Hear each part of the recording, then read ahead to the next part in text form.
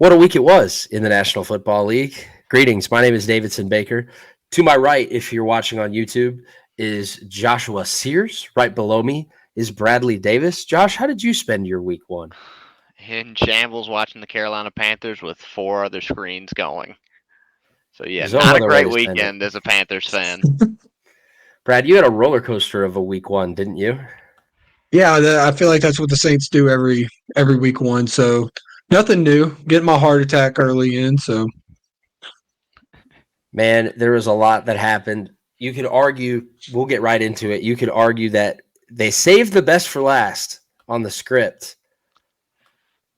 New York Jets 22, Buffalo Bills 16 on Monday night. Just the way we all drew it up. The Jets covered the number at 2.5. The total was never in doubt. 45.5 under cashed very easily. So, what happened in this game, guys? I wasn't watching. I haven't heard.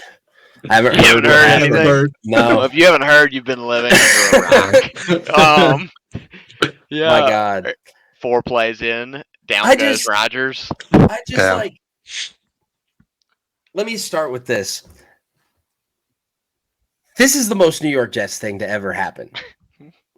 Ever. And I mean, that was a very popular sentiment that you saw last night on social media, but it's so true. It is. The 1999 season, they came off the AFC Championship, and Vinny Testaverde led a former 12-4 team into, I believe it was Foxborough. If not, they're at home. They're playing the Patriots. Bam! First drive, pops his Achilles. Obviously, Rick Meyer, right? Yes. Yep. These are two very different scenarios, but like, you've got to feel for the Jets fan, man. Like, you wait and you take your lumps for the last 12 years, the longest active playoff drought in North American sports. Fuck that, to be honest with you. They went to the Super Bowl 55 years ago, and they've never even been back. It's just been a long, long, torturous existence. However, they got the win, 22-16 in overtime. Brad, at what point in the second half did you think the Jets could actually do this? when Josh Allen threw his third interception, I think ultimately that was the defense. The Jets defense is what ultimately got them over the hump in this game. What a terrible performance by Josh Allen. I mean, super abysmal. Had a rating of a 62.7. Barely completed, 55% of his passes through, the 3 interceptions, the 4 fumbles. I was not expecting that at all. I guess it was more so me too underestimating the Jets defense. They also had 5 sacks last night, which, going up against the Bills, you're always trying to contain Josh Allen, and I think they did a good job with that. I mean, he did have 36 yards rushing, but at the end of the day, they were in his face 24/7 and caused him to turn some turnovers. But I mean, obviously the big story is Aaron Rodgers going down. But I mean, I thought Zach Wilson came in and kind of, played as well as he needed to get them the win. He did have that interception, but I thought overall the run game was really good for the Jets. I thought that's what really kept them in it too. And the crazy way to end overtime with the punt return for a touchdown. Pretty cool to see. I'm sure every Jets fan in that stadium was going like, there's no way we're winning this game. There's just no way we can do it now. And Dude, then it was silent right after he got hurt. No, like dead silent. And but good for the Jets to rally back. Their defense really helped them out, and really solid Monday night game. Josh, here's a question for you. Yeah. On that play, I've gone back and watched it a few times.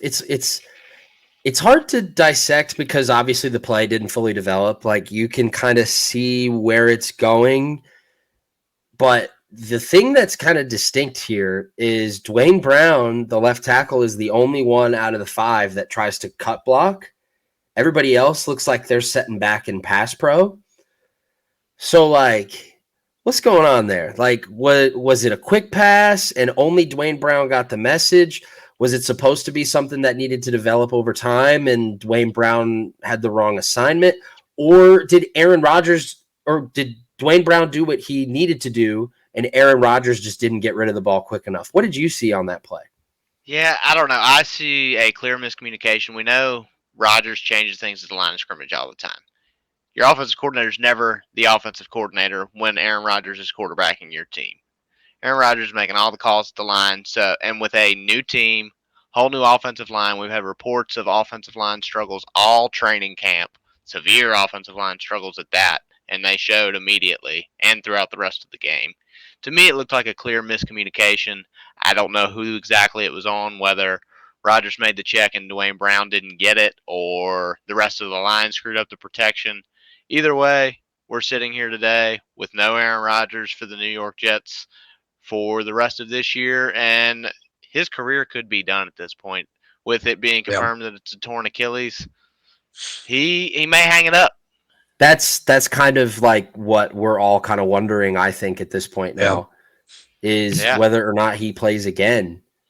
Yeah. I mean, you know, but also Dan Marino tore his Achilles, but he was 33. You know? Yeah. But also in the short term, the bigger question is, where do the Jets go from here? Do they lean into this all in, or do they kick the can down the road a year further and just call it quits on this season? It appears it's all gas, no brakes with Zach Wilson. Yeah.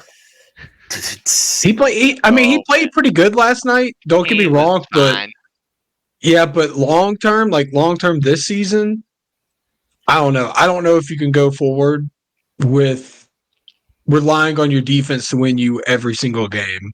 But I think they have what's out there to sign. They have a top sign.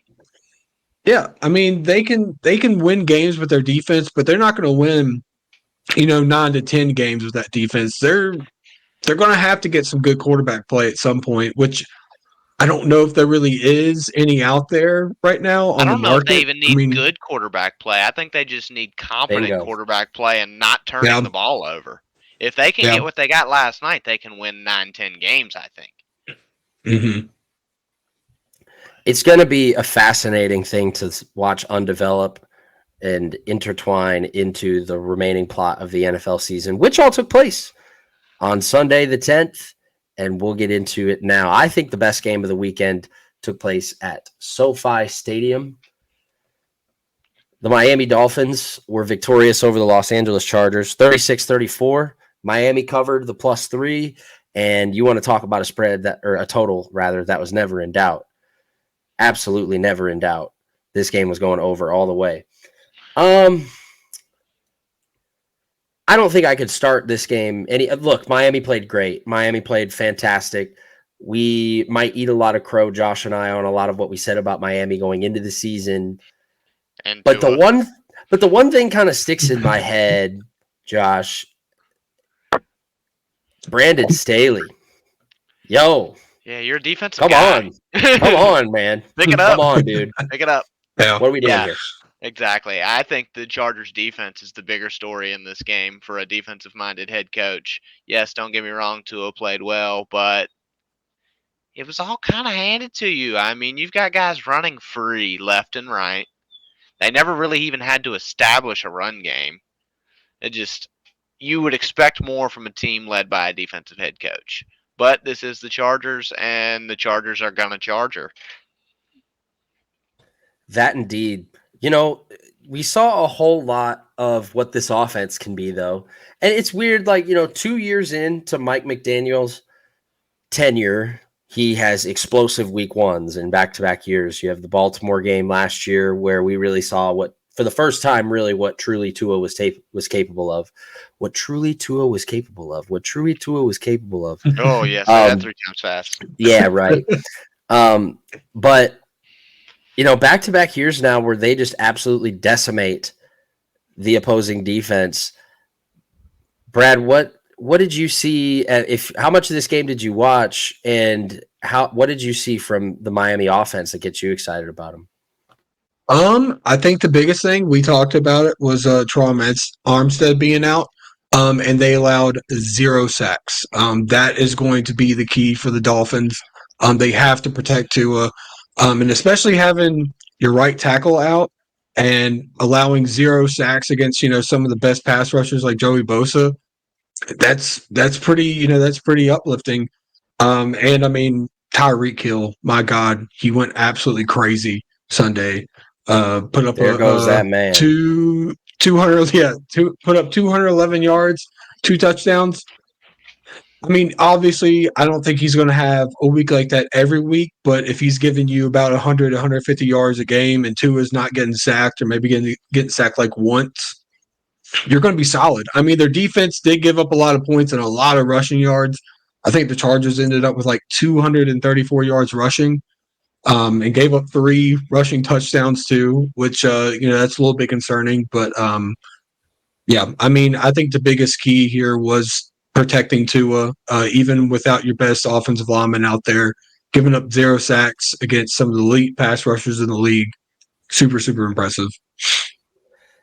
I wouldn't look too down on the performance if I were a Chargers fan. I mean, offensively, that is. Like, defense, let's pick it up here. Both defenses, for that matter. Yeah, no, that's going to be something. The Dolphins' run defense was abysmal. Most bad.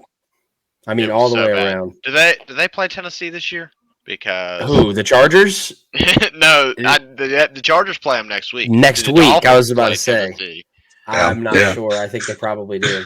I think they do too, because that will be Derrick Henry to the moon in both these matchups. Yeah. All right. I don't know if we should play taps or we should say a eulogy. I think we should spend as much of time on this game as the Giants spent playing football this game. About a quarter. Yeah. Dallas 40. The New York Football Giants. Ziggy. Dallas, I've said it already twice. You want to talk about never in doubt. Dallas minus 3.5. Never in doubt. And the under, what a lucky cash. Yeah, what a lucky cash for the under, 44.5 with absolutely zero help from the boys in blue. The story of this game is very obvious and very easy to see. The Giants got absolutely massacred in the trenches, particularly on the offensive line of scrimmage. The Cowboys, I mean, it was everybody. It was Odigizua. It was Mozzie Smith. It was everyone not named Micah Parsons. You could even take Micah Parsons. Let me rephrase that. You could take Micah Parsons out of the equation, and they still would have bullied them as bad as they did. But the fact that Micah Parsons is who he is and did what he did just made it so much worse. Yeah, no, I would not imply at all that he wasn't a factor. He was the X factor in this game. In the backfield every single play. Every play. And, I mean, really everyone did that. Armstrong was in the backfield the whole time. DeMarcus Lawrence was wreaking havoc. Absolutely, positively nothing went right. Do either of you guys remember one good thing happening for the Giants in this game? That's what I was thinking. Well, I will say this. I thought the Giants had a very nice, long, sustainable first drive. Yeah. They looked really good, moving the ball down the field, getting into field goal range, and scripted plays. After that, blocked field goal, return for a touchdown. Pick six, I believe, off Saquon's hands on the drive following that? Yeah. And after that, it looked like they packed it up, mailed it in, and said, "Yeah, let's move to week 2." Oh yeah, no, it was over with. Yeah. You know, it was over before Dallas touched the football on offense. Easily, like they didn't have to do anything. No, nothing. I mean, Dak Prescott had under 150 yards passing. Yeah, I'll be curious to get a first look at the Dallas offense this week. Yeah. Because we didn't learn anything last week. I don't think we're going to learn anything next week either. We'll see. I mean, I don't think that they'll have 2 scores on the board before the offense touches the field. Oh, yeah. I mean, I don't know. I mean, yet again, they are playing against the Jets, Jets offense that, with Zach Wilson. Has Zach Wilson. So, Zach Wilson. And trust Zach me, Wilson revenge tour. No. Yeah, as bad as Daniel Jones was Sunday night, I mean, is Zach Wilson going to play any better against that front? Front five. No. I mean, no. I mean, you got Revenge to think tour. I the believe in him. Giants. I believe in him. Yeah, Go you ahead. believe it? I don't believe in them. I mean, the Cowboys. They got 7 sacks last night. Imagine what they're going to do against that offense in New York. When Especially do on they the play? They outside, play really. Sunday. Yeah, they're playing in Jerry World at 4:25 on Sunday. Yeah. Okay, they got the 4:25 game. Honestly, that game, Nate Hackett scares me more than Zach Wilson does because I don't think that Hey. man can call offense without Aaron Rodgers in the building. Is he or is Yeah. he not the most important man in Florham Park today? Right now, Yes, today, he is as the most Kevin Gates important would say. because the moment Zach Wilson took the field, he looked at his play sheet like, "What the fuck am I supposed to do now?" Yeah. No, that'll be and for the Giants, they get a little bit of a softened blow next week. Softened blow Yeah. as they go. But- Yeah, they do play. They take play on the Cardinals. The Cardinals showed a little bit of a pass rush, so you never know. Yeah. They put a lot of Yeah, pressure the on Sam offensive Howell, line was but they abysmal. have this much offense. Yeah. 0 if you're not on YouTube. We stay in the same division, and we head over to Foxborough. The Philadelphia Eagles defended their NFC Championship interconference-wise against the New England Patriots on Sunday and really limped to the finish line, but ended up not only winning 25-20, but they covered the number at -4, and the over just barely also got across the finish line, over 44-45. I want to get to the box score here in a second, but this was a lot of what Philadelphia was last year. Get out and get after you right away. That's what they did for most of the playoffs, like they did against the Giants. They did it against the Steelers in the regular season last year. They're a great first quarter team. But, as the game kind of went on, I'm not going to say Mac Jones got into a rhythm, but guys, he threw the ball 51 times. Bill O'Brien, I mean, that's clearly what they're going to be trying to do, even though, the Eagles were ahead and they had to come from behind the whole time. But I don't remember the last time I saw a Bill Belichick coach team just air it out. And I wouldn't say disregard the running game, but not put it first. That's for sure. Yeah, I think a lot of that, one, is due to game script. And also you see, I don't think, because going into this, Ramondre Stevenson was on the injury report, correct? Yeah, he was dealing with the injury. Yeah, because Zeke started the game as the lead back and fumbled. Of course. And it seemed like after that, they just sort of abandoned the run and didn't really want to run Ramondre very much. I don't know if he cracked 10 carries. He cracked 12. He had 12. 12. 12. He had 12. Barely ever. You can tell they're taking it easy with him. It's on the screen. My fault. I did not see it. I'm still getting in the swing of this. We didn't have it on the screen last week. So 12 carries. But yeah, some of it's game script. Some of it is probably personnel with Zeke just barely getting in the building and Ramondre being on the injury report. But like you started this with, yes, the Eagles got out to that early lead, but I think the biggest difference between this season and last season, or this game and last season, last year they would have continued to pile on. This year they allowed the Patriots to creep back into it and make it a ball game. And arguably, after the first quarter, the Patriots were the better team. And I really thought they were going to pull this out at the end. I did too. I thought they were going to win the game. One Kayshon Boutte foot away from having a shot at it. Boutte. Go ahead, Brad. What did you take from this game? I honestly look at this game as the Eagles. This is one thing that I kind of, noticed a lot last year about the Eagles was that, like you said, they were a heavy first half team. They would come up, try to put, 20 to 28 points on you. And then the second half, they can kind of just relax. They knew that their defense would hold up their end of the bargain and kind of just end the game, towards like the end of the third quarter. This game was not that. The Patriots really kept on hanging on in there. And Mac Jones, had a pretty solid game. I kind of have to eat crow. I thought he played exceptionally great towards the end of the he played really well. The run game, like you guys talked about, was non-existent for the Patriots, and that's something that they cannot sustain moving forward. They were averaging 3 point, like the whole team was averaging 3.5 yards a carry. That's not going to win you games. You just can't have it. On the Eagles side, I thought Jalen Hurts played good in the first half, but then he came out in the second half and just kind of was non-existent. The run game wasn't really as dominant as it, kind of seemed to be last year.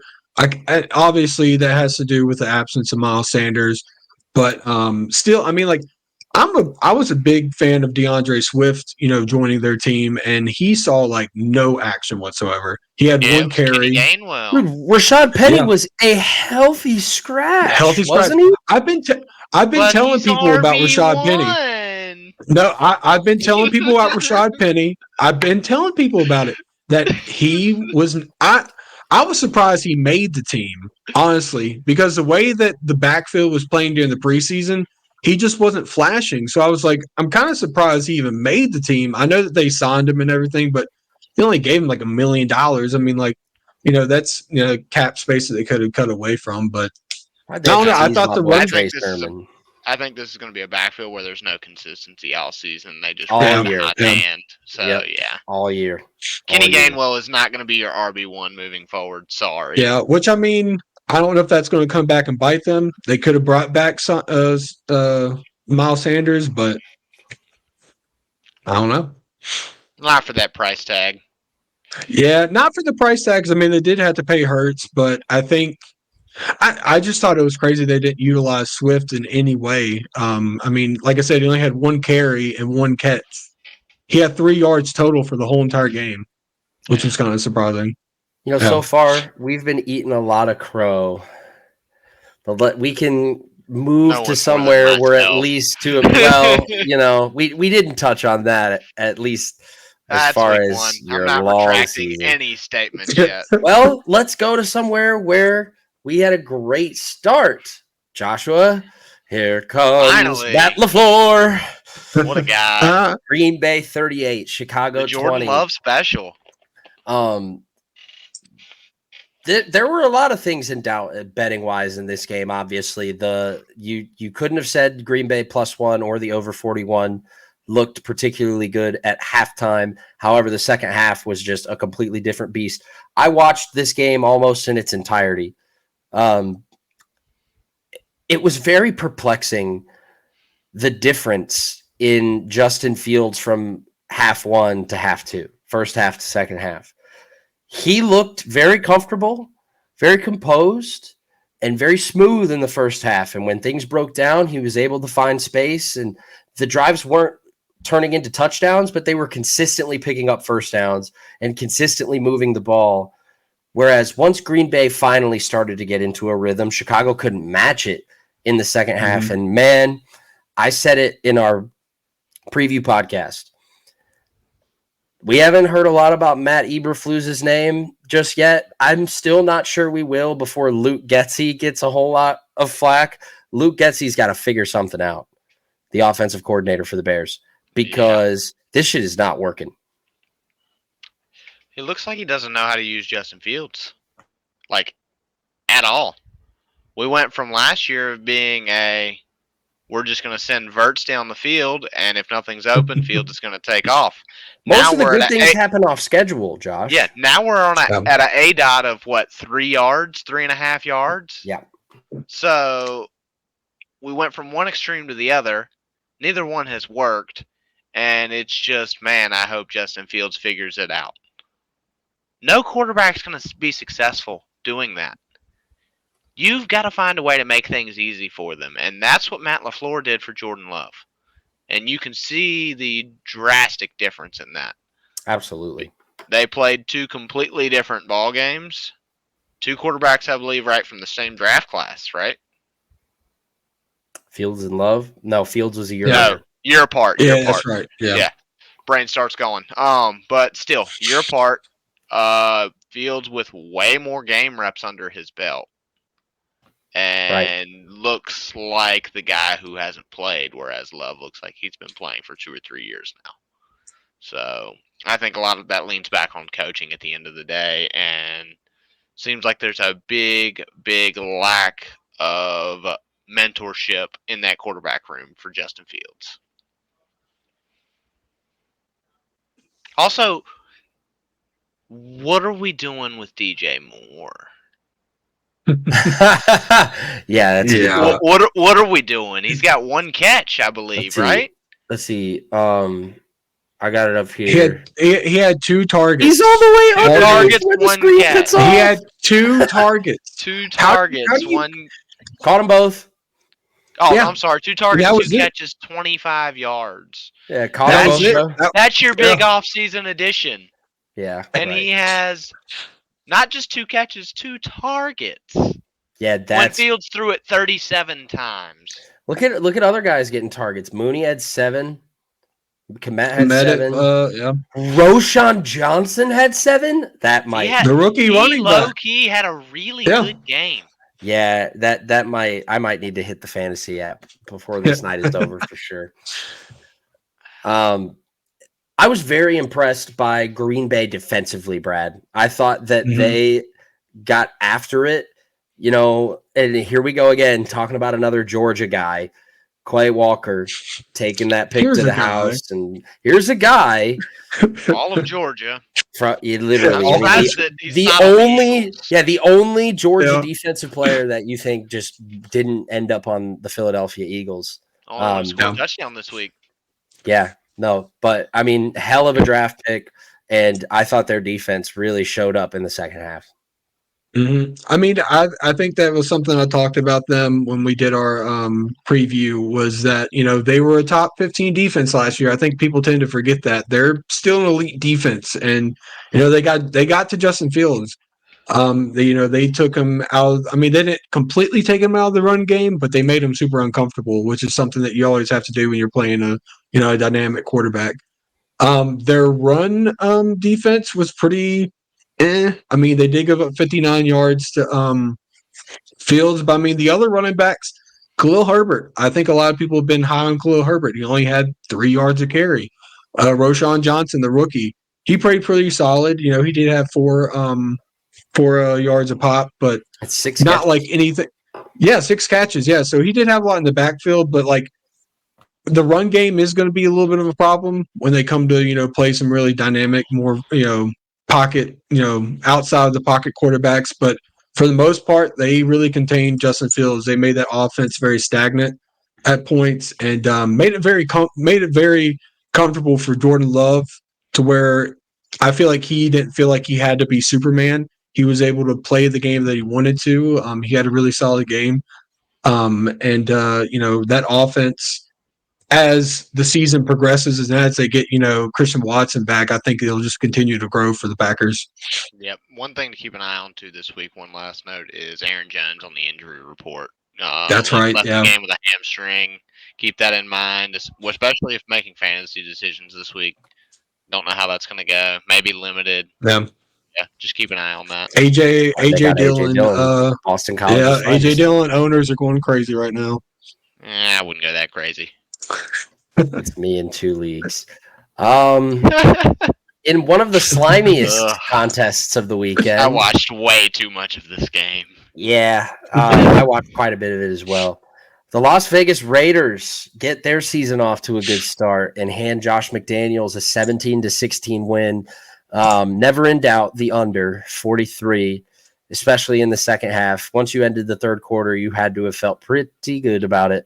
And the Vegas covered the number at +3.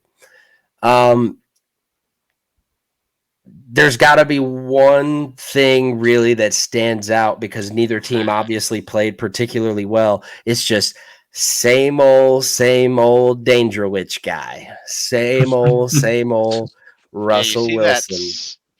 There's one other thing that stood out to me that I think give it to could me. be the difference in this game right off Jump Street. Sean Payton wanting to put his grimy little fingers all over this game from the start by kicking an onside kick to start a Oh football my game God. like he's a high school football Oh, I coach. love it. He just handed the Raiders 7 points right off the bat. Different doing it in the Super Bowl, bro, than it is And doing coming it out of in- halftime when like everybody's juices are flowing, you're doing this week 1 to start the game, your first game back coaching. What are you doing? This just screams a guy who's just not serious to me. very unserious. Coaching a quarterback who's also not serious to me. Seems like a great recipe they're cooking in Denver. Let them cook. Yeah. Brad, you saw your coach go for another team for the first time. It was kind of crazy because it just felt like the same team as last year. Nothing felt different. You have a defense that's going to hold opponents to under 20 points, and you're going to have an offense that can't score 20 points. I mean, Russell Wilson didn't look all that great. He was only averaging 5.2 yards a pass. Javonte Williams wasn't really doing anything particularly special. Samaje Perine, I thought he had a really good game. I thought he played pretty solid, but good showing for Javonte really Williams too. Yeah, exactly. Yeah, he's their bright spot. Yeah. But like other than that, their offense wasn't anything special. I mean, I know they're missing Judy, but I don't know how much of a difference he would have made yesterday because Russell Wilson just was not hitting on any kind of cylinders. The Raiders looked okay too. Nothing Jimmy really played special about. He did play well. He played pretty good. Run-of-the-mill Jimmy Garoppolo game. Yeah. I mean, that's how it's always going to be with Jimmy G. That's always Run-of-the-mill. 107.9 quarterback. Josh Jacobs didn't really have all that great of a game either, which was kind of surprising given that, he's been kind of holding out a little bit, but I know he signed he signed a 1-year deal. So, but I mean, honestly, the biggest surprise would be the Raiders defense. I thought they played a little bit better than I thought they would have. But yeah, I mean, with the Broncos, it's just same old. And it's really surprising me because I thought Sean Payton would be able to elevate that team a little bit more than what they were last year. They got a lot of things. Yeah, they might have got an apology until he does it his way. Honestly. And brings Will Lutz into the fold, only for him to miss the extra point that decided the game. We talked about this. Thank God. Not only that, he missed a field goal earlier in the game. Yeah, missed an extra point and a field goal, and could have ended up covering. And correct me if I'm wrong, was their kicker McManus last year? Or has he been gone for more than that?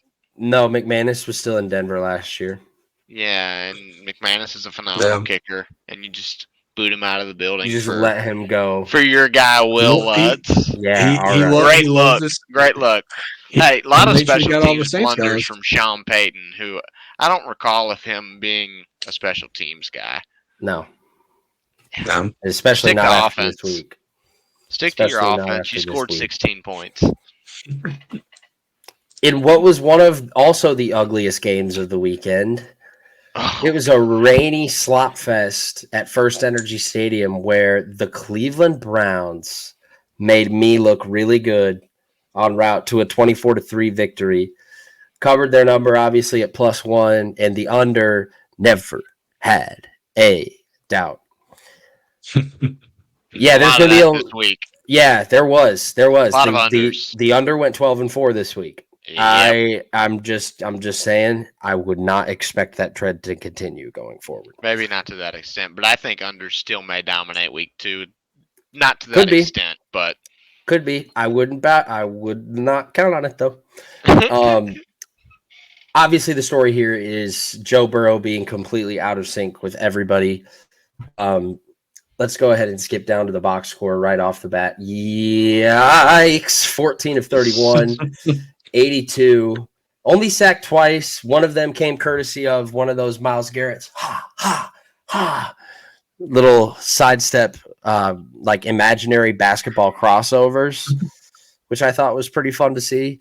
Bro, the center's got to retire after that. You can't let that happen to you. No, you absolutely cannot let that happen. Rough. The Bengals never got anything going at all. They were Burrow was constantly overthrowing, constantly missing targets. But you got to give credit, man. We said going into the season, this Browns defense had some dudes, and it looked like it on Sunday. Burrow seems to do this week one every year. Guy who always seems to miss a lot of time in the offseason, doesn't play in the preseason, shows up, plays like crap week one, plays like crap week two, and then they turn it on.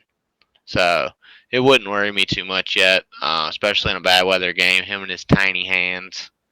Small hands, can't hold on to the football. Actually, I think the bigger story from this game, Deshaun Watson still looks terrible. Mm-hmm. He doesn't look good.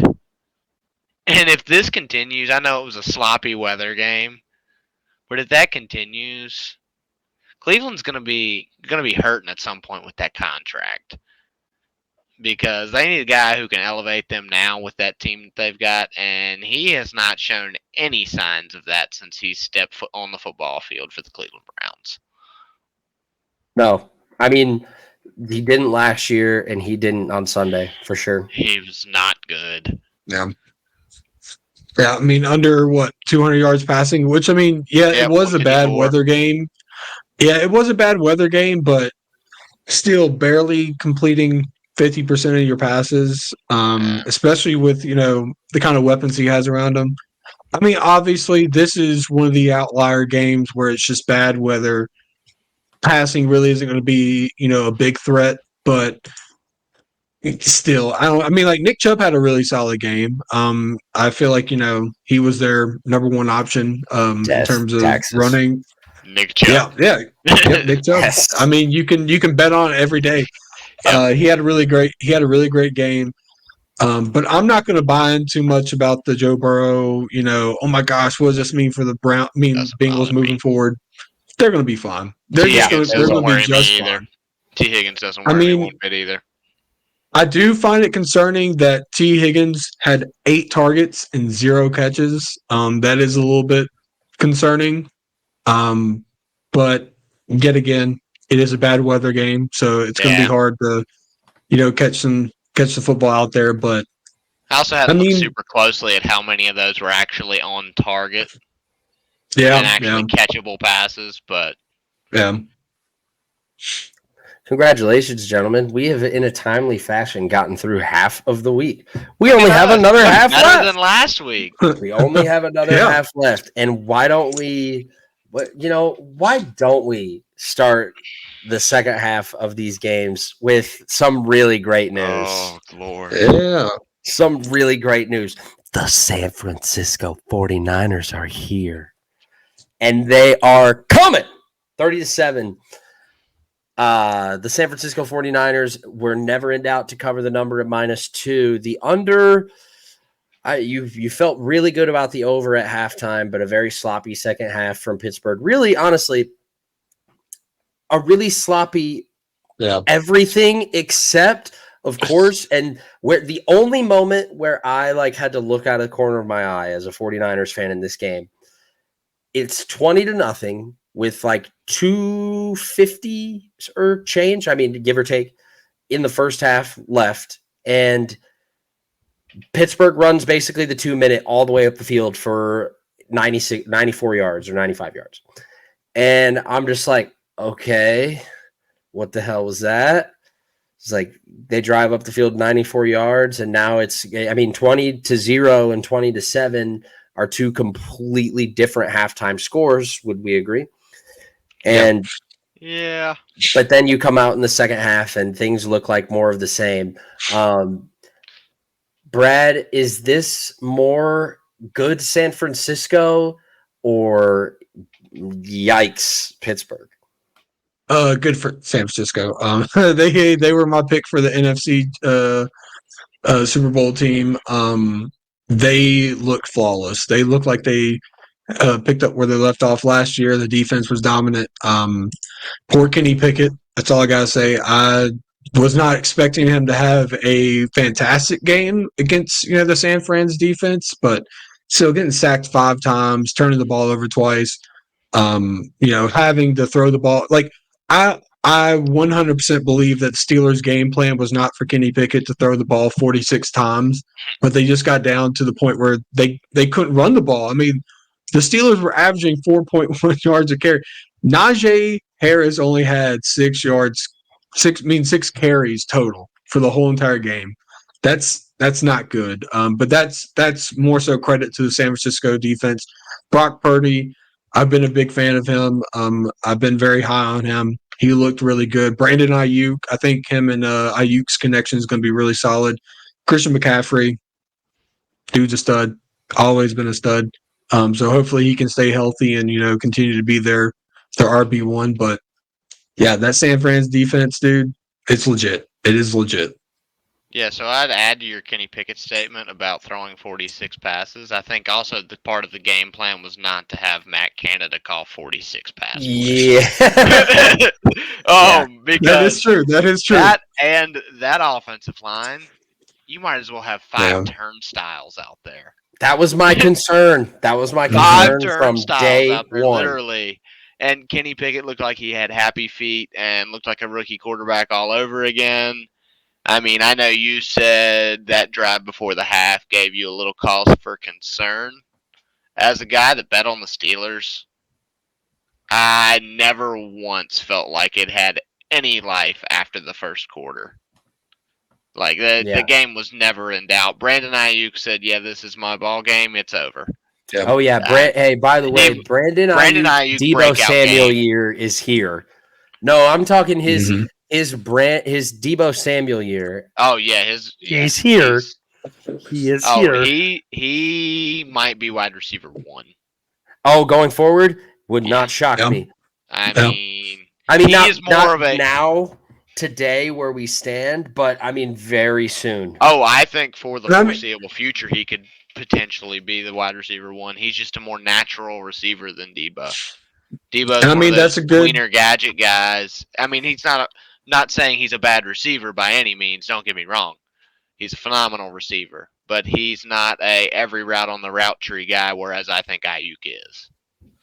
And what a great problem for San Fran to have. Yeah. They have 2 solid number 1 receivers on their team. To go with a number 1 tight end and maybe the league's best running back. Yeah, It throw in a 7th round Mr. Irrelevant quarterback. Yep. That's why reset the clock. If only they could have, had a top 3 pick at quarterback. Yeah, right. Yeah, that would be nice, right? Another thing that makes me happy, the Baker Mayfield show. 20-17. I told you they were feeling dangerous. Oh, they were. Feeling dangerous. But I'll put my predictions and objections aside. As we see, this 2017 score did not eclipse 45. If you had teasers like me that had over 39, you got pissed. And that's just kind of how the cookie crumbles sometimes, though. I had Bucks money line, and the Bucks. This game was back and forth for most of its entirety. The Vikings, though, yikes. In the red zone, can't convert. Turnovers from Cousins of the interceptions and fumbles alike. The one thing you expected to be good about this team was on offense. And they sputtered. And they short-circuited on a lot of drives. That second quarter, they got into a little bit of a rhythm. Justin Jefferson catching balls all over the place. But, I mean, how meaningful were they? Not very. I mean, he didn't get in the end zone. Most of his production was in the first half, if I recall correctly. Jordan Addison looked really good. There were definitely flashes.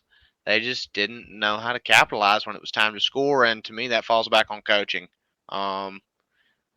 Again, another team that was very fortunate in one-score games last year, obviously due for some regression this year, and it showed its head in week 1. I don't know. You can only be so good in those games for so long, and eventually you're going to have to evolve on offense, and it doesn't seem like Kevin O'Connell's done that through week 1. Looks like more same old from last year. And the red zone production through 1 week, Bad. not there. Not Bad. there. Not there at all. Even like so bad. You notice too, quarterback rating, Kirk Cousins eclipses every number, completions, yards. Oh, everything. Dude, Kirk's going to get his stats. He always does.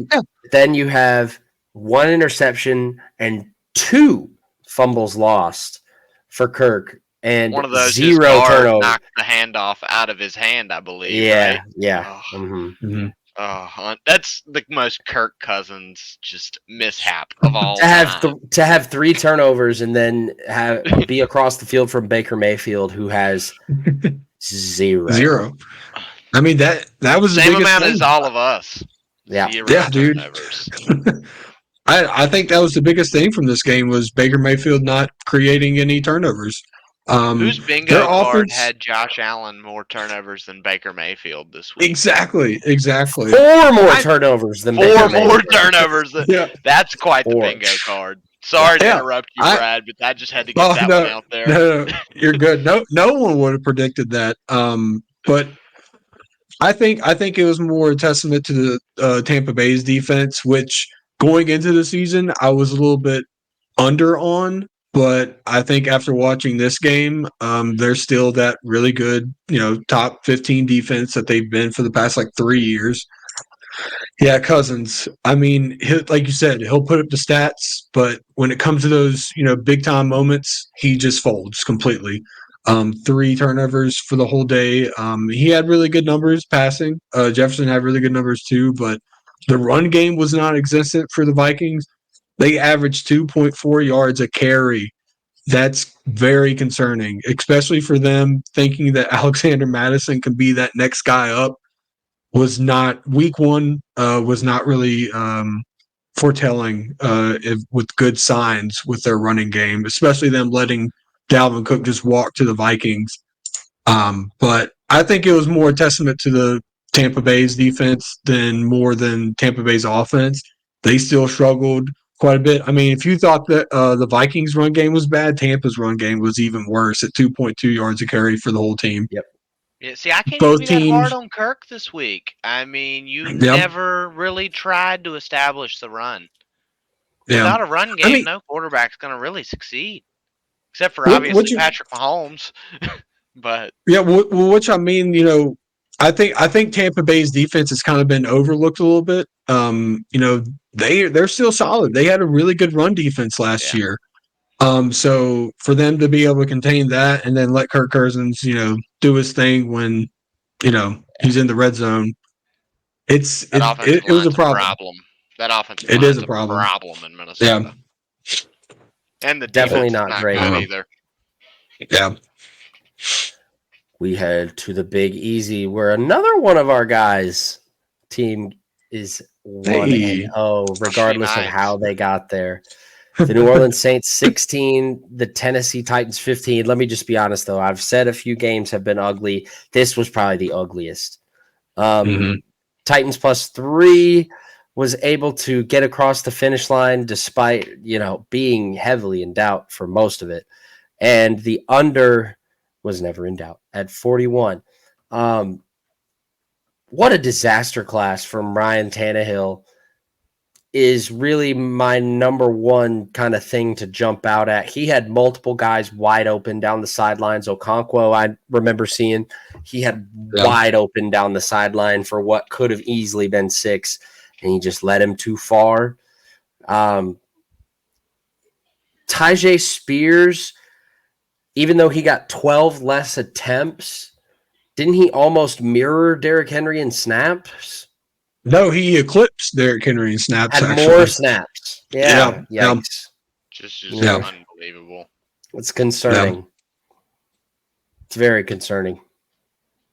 Yeah. Going into this game, I thought Derrick Henry was going to be a problem. Thankfully, the Titans, by halftime, I was like, we're not going to be able to stop Derrick Henry. I mean, he was their offense for the first half, and I was like, man, we're going to be in trouble because our run defense cannot stop him. He's catching passes. I was like, what the hell is this? What was this new Derrick Henry?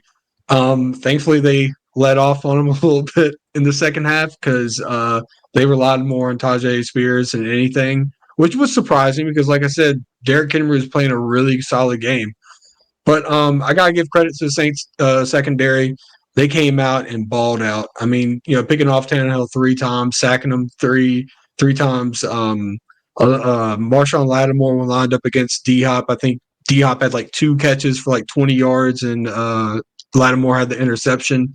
They came and they played. The offense for the Saints was a little bit concerning in the first half. We weren't really able to run the ball all that well in the first half, and even the second half it was kind of non-existent. Derek Carr had the bad turnover in the red zone, which we could have capitalized and maybe kept the score a little bit further away than what what it really was, which gave me a heart attack towards the end of the game. But I thought towards the end of the game, he kind of had some big throws, especially to Rashid Shaheed to kind of seal the deal. But I mean, it's concerning because our offensive line gave up quite a few sacks. We gave up 4 sacks. Trevor Penning did not look that great. He was our first round pick in 2022? Yeah, along with Olave, and he did not look super polished, which I'm hoping that he will towards the later end of the season. But for right now, I'm just glad that we won. That's all that matters to me. But it was an ugly game on both sides, and I'm curious to see what the Saints do moving forward with their Carolina offense. next week, and you will be there. Yes, I will be there, which is going to be pretty exciting, but also nerve-wracking because I don't want another heart attack, but they'll do it to me. Yeah. For me, the story of this game, well, one, every time I tuned in to try and catch some of this game, it was either Ryan Tannehill turning the ball over or he had just turned the ball over. And then the Saints had the ball in great field position and somehow couldn't capitalize.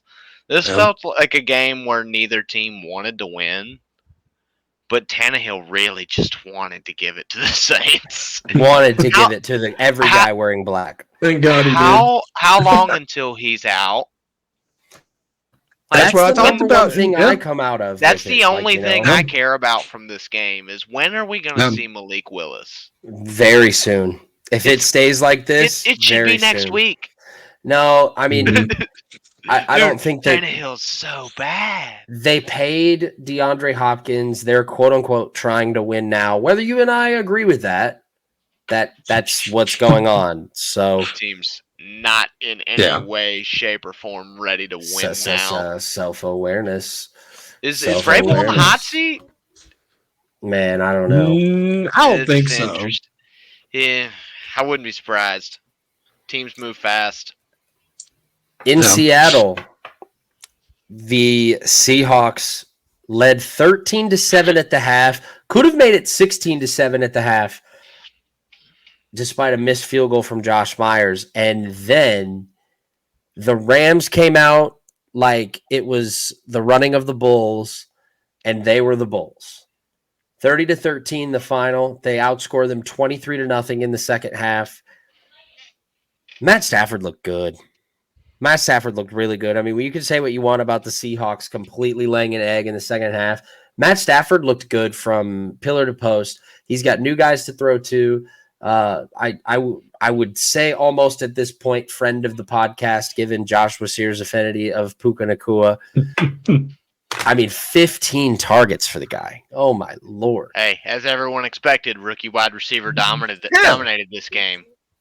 Puka Nacua. And it was Puka Not Nacua. Jackson Smith and Jigba. Yeah, right. God, yeah. Puka Nacua needs to be rostered in every fantasy football league until Cooper Kupp gets back. It appears so. Yeah. And we know how Matt Stafford is. He finds a guy he likes, he's going to target him. So I look for more of the same next week in what would be a positive game script for receivers against the San Francisco 49ers because they will be trailing in that game early and often. So targets will be there. But yeah, this game really just the only thing that matters from this game. One, Geno struggles with pressure up the middle. That offensive line, not good with both tackles going down. Not good at all. I think they signed. Who did they sign today? They signed a left tackle today. Jason Peters. Jason Peters. Yes, Jason Peters signed today. Doesn't inspire a lot of confidence in me. Jason Peters is what, 40 years old? Yes. And with lots of injury concern himself, so he may not make it to the bye week. But yeah, so I'm very concerned about Seattle with the offensive line issues. And it's also good to see Matt Stafford coming back off injury and still being able to throw the ball. That was my biggest concern coming into this game is, can Matthew Stafford still throw the ball? We saw Ben Roethlisberger come back and not be able to play from this same injury. Yeah, legitimately. On the flip side, Brad, Geno looked horrible. Oh, so bad. Especially with, the talent that was around him. I mean, we talked about the addition of Jackson Smith-Njigba, DK, Tyler Lockett, and they just were not any factor at all in this game. Geno, I thought Geno would have had a regression from last season, but not this big of a regression in week one. And like you said, Josh, the offensive line was terrible for Seattle, like really bad. And hopefully moving forward, that's not going to be a big problem with them, but I don't know. But I mean, you got to give credit to where credit's due. The Rams defense came out here and they locked up a very talented receiving corps. I was not expecting that even with, the loss of Jalen Ramsey. I thought that this secondary was going to struggle really, really, really hard this season, but they came out and, kind of put that to bed a little bit in week one with, shutting down that Seattle offense. And, like you guys said, Matthew Stafford looked very comfortable, looked like the injury wasn't really bothering him from last season. Tutu Atwell also had a really solid game too. Like I said, Puka Nacua, is that how you say it? Puka Nacua. My God. Nacua. Yeah, dude, he played really, really well. And I think once you bring back Cooper Kupp, we could be looking at a really solid receiving corp up in LA. So I liked what I saw from the Rams. It makes me feel more comfortable about me and Davison's bet going on. Yeah, especially if they would have started the season 1-0.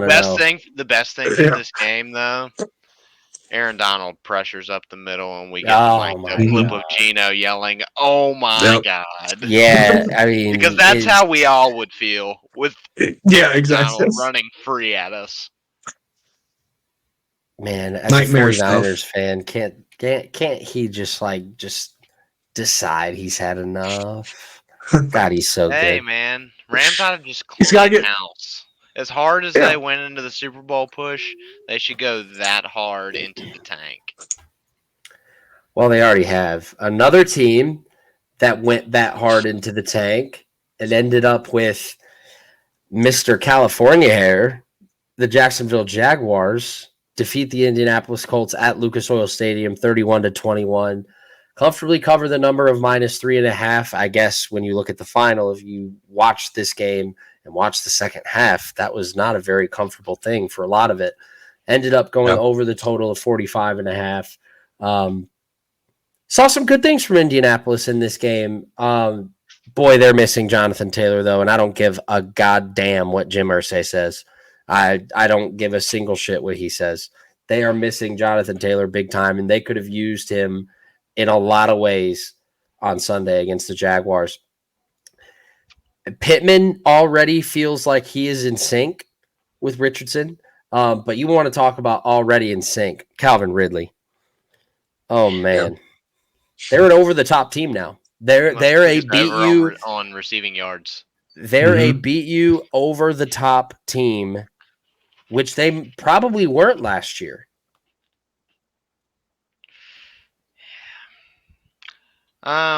They've got. There's not a whole lot I feel to talk about with Jacksonville from this game. This is what we all kind of expected, right, coming into the season.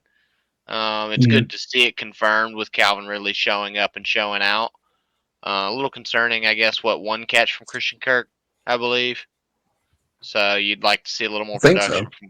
You'd like to see a little more for Christian Kirk. Because Zay Jones looked really good. 5 catches, 55 yards, 1 touchdown. Calvin Ridley, obviously awesome game. Evan Ingram. So, I mean, there's only but so many targets to go around. You had Travis Etienne playing phenomenal. Tank Bigsby surprised me. Hey, well, hold on. Yeah. Can we? Here's this thing about Tank Bigsby. There's two plays that happened in this game that would have gotten almost any other rookie in the league benched for the rest of the game. 2. Number 1, the pick 6 that went off of his hands. That was one of them. The other one, which was even more inexcusable, was the play where he thought the play was blown dead and is standing there with the ball. Yeah. And just holds it there like he's a mannequin, and someone comes up from behind him and hits it out, and they take it to the crib. DeForest Buckner. Yeah. DeForest Buckner took it to the crib. Yeah. I mean, that's shit that gets you benched in this league. Yeah. But they kept playing him, and he ended up scoring after both of those things happened. Kudos to them for that. I mean, it's rookie first game, and that's a once, probably in a lifetime type situation. that ever happens. I feel like you have to excuse a rookie in week 1 for making that mistake, thinking a play is blown dead. It happens. It didn't cost you the game. No harm, no foul in the grand scheme of things. Let him take his lumps. Let him learn. You've got Travis Etienne. But no, I just feel like Jacksonville is what we expected. The biggest thing for me from this game, Anthony Richardson looked every bit as good as advertised to me. Mm-hmm. The sky's the limit for him. Can we just, 1, can he learn to slide? 2, can we not run him into the ground and get him hurt before he gets through his rookie season? Because I would like to see what this kid can be. Yeah, you want to talk about rookie jitters with Gisby? Anthony Richardson did not have any of that. I thought I have to eat crow as well. I thought it was going to be a pretty. Game. It is just one game, but I thought going into this game that he would take some time to kind of get into his own rhythm. But he played really well. I mean, really solid. Him and Pittman, like you said, Davidson, they seem like they're already on cue with each other. The biggest thing that does concern me with him is the 10 carries. I think. They need to find something out with JT and Irsay, because if they continue to run Richardson like this and not have any kind of help at the running back position, I really worry for the kid, because it's a brutal sport. And I mean, we just saw with what happened with Aaron Rodgers, last night. Your season can turn like that, your career can turn like that. So hopefully they can get everything settled with, Jonathan Taylor. But I mean, I thought the Colts played a little bit better than I thought they would. But at the end of the day, the Jacksonville Jaguars are legit. I thought Travis Etienne had a really solid game. Ridley looked just as good as advertised coming into this, coming in from the offseason. I really liked Evan Ingram, going into the season. I thought that he could elevate himself up to be one of the top tight ends in the league. Didn't see a lot of targets from him. He had 5 targets, but he had 5 catches for 49 yards.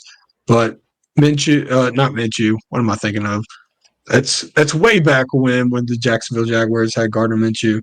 But I thought Trevor Lawrence, he played pretty solid. I mean, what can you say? The Jags look like what we thought they were going to be. They do have a running back coming back in the building next week for Indianapolis, Zach Moss. Yeah, I mean, at least you have someone. At least you have someone with legit experience. Deion Jackson, Jake Funk, and Evan Hall combined for 25 yards on 16 carries. That's not gonna get it. It's not gonna cut him. And then in Baltimore, D'Amico Ryans and C.J. Stroud both failed to have the hero welcome that pretty much all other 4 rookie head coaches had. By the way, yeah, guys, here's a stat for you. 5 new head coaches, 0 wins. 0 Wow. and 5. 0 and 5. DeMeco Ryans is in that lump sum. CJ Stroud and that offense could not find the end zone in their opener in a game where, Josh, I think you said off air, Baltimore didn't look particularly good in. Yeah. They started slow, which for a team that didn't really play anybody in the preseason, I mean, come out slow. Lamar plays bad. Your defense looked good. Can't be too concerned with this game. You come out and play the Texans week 1. You know you're going to win this ball game. It's never in doubt. You try to get out of it healthy, which they were unable to do, losing J.K. Dobbins for the year to an Achilles. That's his career, don't we think? Yeah, I think he's done. Yeah, I think that's for him, unfortunately. ACL last year, Achilles this year. 2 ACLs, I think, at this point. Yeah. Yeah, 1 in college, right? Yep. Yeah. But yeah, not good for J.K. Dobbins. Definitely feel for that guy. Then they also lost safety. What was it? Not Marcus May. What May is it? Marcus Williams. Saints native. Marcus Williams. That's right. Okay. Yeah. 2 big losses. 2 guys that were going to be a big part of the football team this year. Lamar, as bad as he looked at sometimes with turnovers, he looked a little more polished as a passer. Zay Flowers is the biggest takeaway for me from this game. Of either side, he's wide receiver 1 in Baltimore for the foreseeable future, in my opinion. Has to be. 10 targets, I believe? 10 targets. 10 targets. 9 catches. 9 catches, 78 yards, no touchdowns, but he was getting the ball in so many different ways on jet sweeps, vertical passing. You could tell they had a game plan for him and designed so many different ways to get him the ball. I'm excited to see how that develops the rest of the year. But yeah, other than that, not much in this game. CJ Stroud, fine, I guess. You don't want your rookie throwing 44 times, that's for sure. Yeah. Which I think that was the biggest. Oh, no, go ahead. I was just going to say, you had them getting ready to win the AFC this year. Anything concern you that you saw? I think it was the offensive line for Baltimore. They, Lamar Jackson didn't look super comfortable back there. I thought he looked more poised as a pocket passer, but a lot of times, the Texans front was getting after him. They ended up having 4 sacks, and Lamar Jackson had 2 fumbles, lost 1. I wasn't super happy with how they played on the offensive line, but I think in terms of, Zay Flowers, I've been super high on him. He showed no doubts Sunday, played a really good game. Odell didn't have too big of a game. He didn't really even have a lot of targets at all, but I don't think they're relying on him to be the number 1. I think that they really want Zay Flowers to be that number 1 receiver, which if there's any indication of Sunday, it seems like they can rest very comfortably, especially when they get Mark Andrews back. They were missing him this Sunday too. So once they get him back, I feel like a lot more comfortable with their offense. Their defense looks solid. I know they were going up against a rookie quarterback, but they also held a very good Dameon Pierce led Texans rushing offense. They only held with 3.1 yards a carry, which is pretty solid. That's what you would want. That's what you would expect. But yeah, CJ Stroud throwing 44 passes, that cannot happen, especially his rookie debut. You're not even going to be in the ball game when that happens.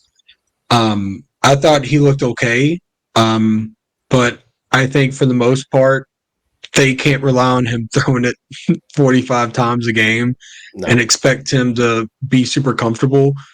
They're going to have to get that running game going. I know it's a little bit difficult because their offensive line isn't all that great, But I will give a shout out to Nico Collins. I've been very high on him, and he had a pretty solid game. He had 6 catches for 80 yards on 11 targets, so he had a pretty solid game. But yeah, moving forward, they're going to have to really get that help from the rushing game from the Texans O-line. Yeah, also, No doubt about it. one other thing for me, get Noah Brown off the field. He should not be taking away snaps from Tank Dell. Any snaps you want to give to Noah Brown, give them to Tank Dell. Yeah. Yeah, Noah Brown was getting a lot of action in this game. We head to the Big Body Bends. 24-10, Atlanta defeats Carolina. Atlanta covers the -3.5 with ease, and the under just barely gets across the finish line, under 40.5. I thought Bryce Young did some good things at times, but little underwhelming. It is week 1. But I'll tell you who was more underwhelming to me, even in a win. Desmond Ridder. Abysmal. Yeah. 15 of 18 for 115 yards. These guys aren't throwing it down the field. One of those completions is to himself. Look at the screen right here. Like, you have only It's not pretty. 5 people that are getting targets, and one of them is Drake London, who was targeted once. One of them is himself. Yeah, right. He targeted himself, obviously not intentionally, but that was his first completion of the game. Yeah, to himself. I think at halftime he was like, 8 for like 15 or something for like 20 yards at halftime. Yeah, like that's concerning. I don't even blame Desmond Ridder as much, having watched this game very closely. Arthur Smith doesn't know what he's doing with a passing offense. No, nothing. He has no idea what he's doing. You have 2 top 10 picks out there to catch passes, and you can't figure out how to get them the football? I don't care if Desmond Ridder's your quarterback. He has a working right arm and is in the NFL. Scheme something up. You're an offensive guy. Figure it out. Yeah. Like, it's unbelievable. It makes no sense to me how you can be seen as a offensive-minded individual and not be able to formulate a passing game better than this. Kyle Pitts is going to end up on another roster, and he's going to end up becoming a legend for that team. If he doesn't stay in Atlanta too long and play out of his prime. Why would he ever do that? Why would he ever do that? Tight end lifespans are short, dude. His prime may end before he gets off his rookie contract. I think the biggest guy thing his too size. I think the biggest thing too this weekend was a lot of tight ends didn't really play up to their potential. I think Henry for the Patriots led all tight ends in yardage at 59 yards. Yep. Yeah, You better thank Travis Kelce for not being there. Yeah, correct. Yeah, I think when I look at the Falcons, they're a run team. I think they're going to try to win every game they can with their defense holding their end of the bargain and that run offense being spectacular, which it was. I was actually kind of surprised how well Algier played and how many of the carries he took away from Bijan. I thought Bijan was going to get 25 carries this game, which surprisingly only got 10. But yeah, like you guys, I've been saying this too with Desmond Ridder. The Falcons are going to go as far as Ridder can go.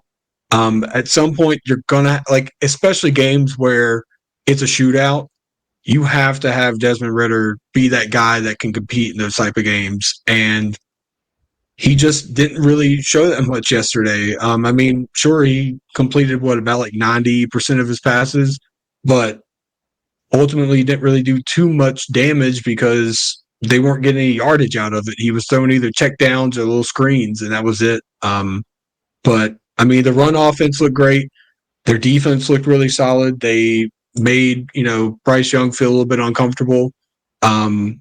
But I mean, also Young throwing 30. I mean, it's the same thing with CJ Stroud. Throwing 38 passes with Bryce Young, you do not want that, especially when you added Miles Sanders to the offense. I thought they would rely on him a little bit more. And coming out there and throwing 38 passes, you can't do that with your rookie quarterback. Well, yeah. I don't know. 18 carries, 4 catches for Sanders. Pretty solid football game, I think, for him. Mm-hmm. Chuba Hubbard looked really well too. 9 carries, 60 yards. Again, this feels like there's no one to throw the ball to. Also breaking. Mm-hmm. The Panthers just signed Tariq Cohen to their practice squad. Yeah, saw that. Oh, nice. Yeah, still doesn't fix the receiver issue unless they want to put him in the slot, which at this point he'd probably be better than old man Thielen, who we gave big money. Yeah, he didn't really do too much. Yeah. I think they could give me the minimum and I could go get open more than Adam Thielen at this point. But that's beside the point. For me, as a Panthers fan, I think it's time to hand the ball to Miles Sanders 300-plus times and let the clock run as fast off this season and keep Bryce as healthy as possible. I didn't even look really I looked at Miles Sanders' numbers, but Chuba Hubbard, like you said, he actually had a pretty solid game. And looking at it, they actually did have a pretty good game on the ground, which for the great rushing Falcons, team last year. Look for that to carry over this year, but I think for the Falcons' defensive rushing unit, it's a little bit concerning because they upgraded. They went on in the offseason to upgrade that area of their team because they were the worst when it came to the rushing defense, and giving up 54 yards total, not too promising for their rush defense. Yep. Bijan looked phenomenal. Don't really think there's anything to touch on there. And had 5 less carries than Algier. One of the best plays you'll ever see on his touchdown. If you didn't see it, look it up. He made 3 guys miss and look like absolute idiots. Yeah. A lot of ugly games in week 1. It was a really ugly week 1. I feel like we keep coming to these games and I keep saying one of the ugliest games of the week. Yeah, under. Under 38 cashed. And the only reason it got close is because of a defensive score. That's right. At the end of the first half. And it could have very easily have been just 20-9 if not for that. But the Arizona Cardinals failed to find the end zone otherwise. And Sam Howell did not look very comfortable at FedEx Field on Sunday. 19 of 31 for 202. He was sacked 6 times. You talked about it earlier, Josh. Arizona developing a little bit of a pass rush. Yep. What was it? Ben Gardeck, I believe, had a really nice game. Zaven Collins had a really nice game. Who knows? They got everybody from the Chinese basketball league. Zaven Collins, former first-round pick. Out of Tulsa. Yeah, there we go. But nah, there's not much you can learn from this game for me. It's one of those weird week 1 games where the bad team comes out and plays hard. The Cardinals have no offense. That's pretty easy to see. This team, as I talked about in our preview podcast, doesn't want to win football games. Why I predict them to not win a football game. Don't know if that'll happen or not, but I just don't see any way that this roster of guys can, especially on offense, can put up enough points to actually win a game. No. I mean, they scored a defensive touchdown Sunday and came away with 16 points. It's not good. No. And they had many drives start in plus territory, I believe, in this game due to turnovers and things of that nature. Just the team is not good. They had no business covering in this game. Yeah. No, and absolutely no business And covering. Washington didn't play well. At all. And they're not a good football team. It doesn't appear so. Right, Brad? No. Yeah, this game and the Rams game surprised me, but in 2 different ways. The Rams, they surprised me with how well they played. This game surprised me how well both teams played like shit. I mean, both quarterback play was not that great. I mean, Sam Howell had more yards and a touchdown compared to Josh Joshua Dobbs, but not really a huge difference in play. But Dobbs has only been which there a is- week. Exactly. And if I'm a Commanders fan, I'm very I'm concerned terrified. about that. Yeah. Robinson- Commanders fans yeah. need to be concerned. Yeah, I think Brian Robinson Jr. was all of Washington's offense Sunday. He ran the ball okay. He did have the receiving touchdown. Yeah, which 3 yards to cloud of dust. Yeah, against the Cardinals defense that has been just throwing everyone out for, trades and releasing them and just getting any kind of draft capital they can from their defense. It is concerning that they didn't play better than what I thought they would. But yeah, there's not really a lot to take away from this game, except that both teams were very underwhelming, and it was a very sloppy week one for both teams. Yeah. No, not a great week for either team. And certainly, I mean, wrapping week one as a whole. Not a great week for offense. I mean, it was pretty sloppy out there. It was really sloppy out there. You guys have anything else you want to add that you saw this week? A lot of rookies showed out this week. It's always fun to see in week one, guys getting involved early and often. Puka Nacua, my guy. Yeah. Bijan Robinson. Some of the rookies we liked. Yeah, Zay Flowers, obviously. Zay Flowers had a great week. Brian Branch. Rookie quarterbacks getting out there, looking okay. Yep. Richardson, I think, looked the best of the three. I think we all kind of agreed off that off air. We got two of them facing each other next week, Stroud and Richardson. Well, hopefully Gibbs is able to play.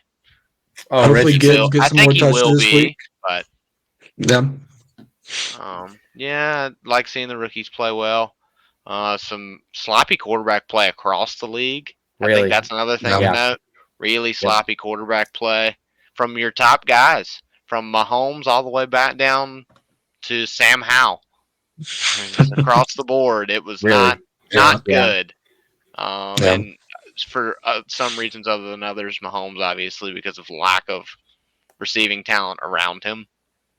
But Josh Allen may be the most surprising of all. And then obviously our biggest takeaway, Aaron Rodgers. I think that's the biggest story of week one, and I think that might be the biggest story of the 2023 season. Right off the bat, yeah.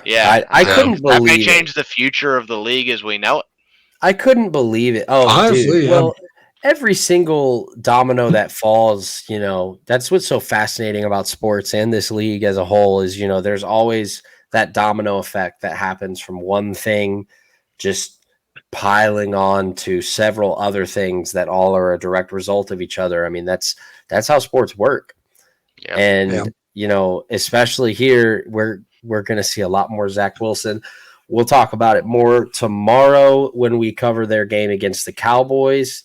I look forward to week 2. I texted Josh earlier today. Now I just give me week 2. I'm ready. Yeah, let's talk about some Thursday night football tomorrow too. Let's do it. Keep it coming.